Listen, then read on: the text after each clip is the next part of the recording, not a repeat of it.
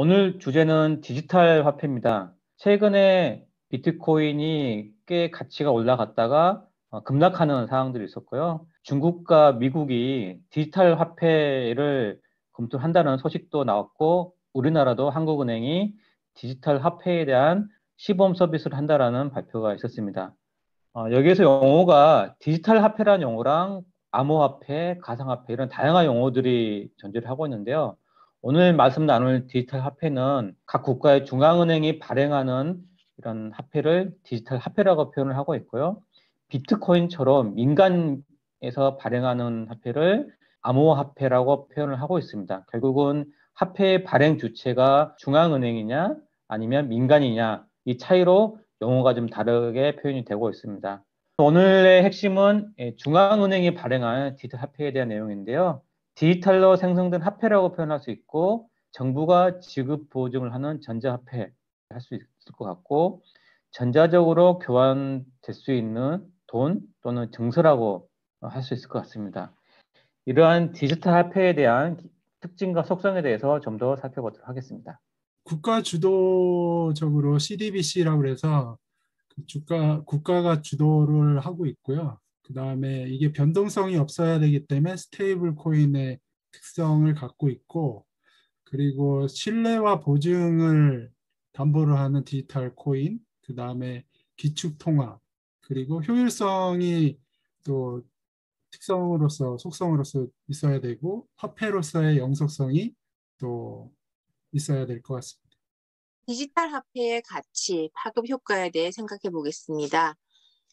기존의 어떤 그 화폐들이 우리가 가지고 있던 어떤 현물 지폐, 동전의 형태에서 디지털 화폐로 바뀌는 화폐 역사의 새로운 장이 열리겠죠. 자산 가치의 새로운 기준이 발생할 거고, 국제 거래상에서의 새로운 거래소가 등장을 한다든지, 결제 시스템의 효율성이 향상되면서 현금이 없는 사회가 갈 것으로 예상이 됩니다. 그렇지만 그 디지털 화폐가 발달을 한다고 하더라도 디지털 화폐 계층들은 아무리 기술이 발달해도 여기에 대해서 알 수가 없게 될 테고, 국가적인 그 계층에 대한 화폐의 경제적인 보조, 복지들의 경제 가치관이나 사용의 범위를 어떻게 다시 만들어 갈 것인가.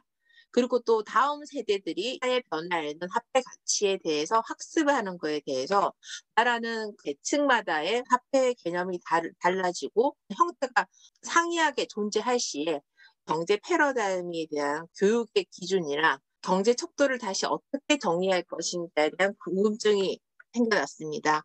디지털 화폐는 기술에 의한 창조였다 그러면 경제 통제권에 대한 영향력을 지배력을 가져야 되는 어떤 정부에서는 이 디지털 화폐에 대한 통제에 대해서 어떤 역할을 하게 될지 그 가치 파급 효과를 예상해 봅니다. 코로나 이후 비대면 사회의 신뢰성을 보장하는 신원 인증이나 현금 없는 사회를 이끌어가는 것이 바로 디지털 화폐라고 생각이 듭니다. 디지털 화폐는 기업형 거래 또는 국가별 디지털 화폐 주도권 경쟁이 되고 있는데요.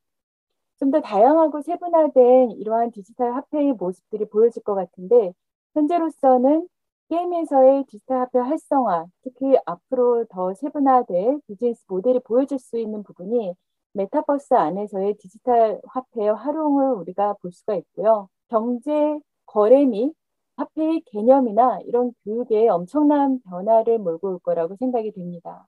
디지털 거스름돈 관리 방법에서도요, 좀 더 다양하고 다른 우리가 화폐의 명칭으로서 세분화될 수 있는 모습들이 보여지지 않을까 이런 생각이 듭니다. 가상화폐는 현금 등 기존의 돈과는 공존할 것으로 우리가 내다봤지만 가상화폐가 지불선으로서 화폐 역할을 수행하기에는 넘어야 할 장벽이 아주 많습니다. 하지만 디지털 화폐는 오히려 우리 경제 기반을 조금 더 끌고 갈 수 있고 다양한 비즈니스 모델을 만들 수 있지 않을까 이런 생각도 들고요.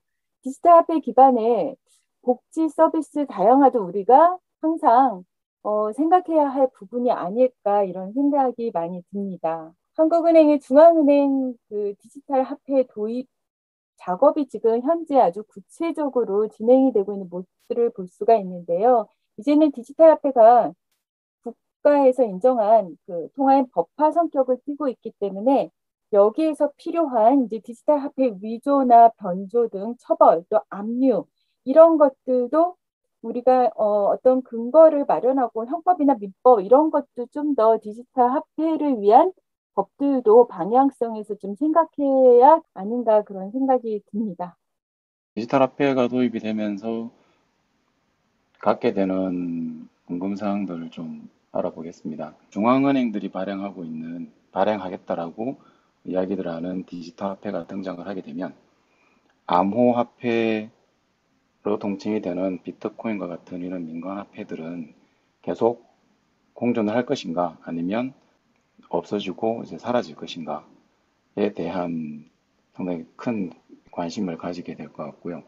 암호화폐가 현재 실질적인 거래가 되고 있는 것들이 어떤 것들이 있느냐, 예를 들어서 지역화폐나 제로페이라든지 이제 그런 디지털 화폐들 같은 경우에는 실제 실물 거래를 하고 있지만 암호화폐는 현재 거래가 되지 않고 있고 거래하는 데 있어서 인증하는 데만 10분, 30분씩 이렇게 소요가 되기 때문에 현실적인 그런 효율성이 떨어지고 있다는 문제가 상당히 많이 대두가 되고 있는 상황이기 때문에 그런 지연 처리를 어떻게 더 해결을 하고 갈 건지, 그리고 그런 지연이 생기는 것에 있어가지고 사용에 있어서의 문제가 없을 건지에 대한 향후 발전성에 대해서도 상당히 궁금증이 가는 부분이고요.